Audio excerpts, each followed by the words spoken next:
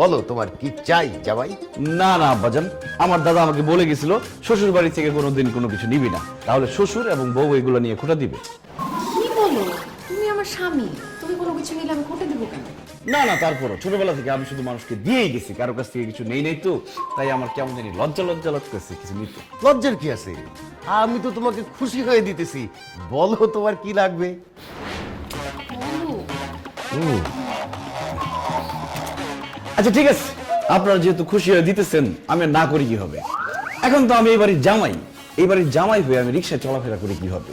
এই জন্য আমাকে একটা গাড়ি দিতে হবে, আর তার সাথে আমাকে একটা বাইকও দিতে হবে, কারণ যখন অনেক জ্যাম পড়বে তখন তো গাড়িতে বসে থাকতে হবে, গাড়িতে চলবে না। আমি বাইকে করে আসবো, আর সাথে একটা আইফোন কিনে দিতে হবে, যাতে আমরা দুইজন সুন্দর সুন্দর ছবি তুলি, সেই ছবি ফেসবুকে আপলোড করতে পারি। আর সাথে 5 লাখ টাকা ক্যাশ দিতে হবে।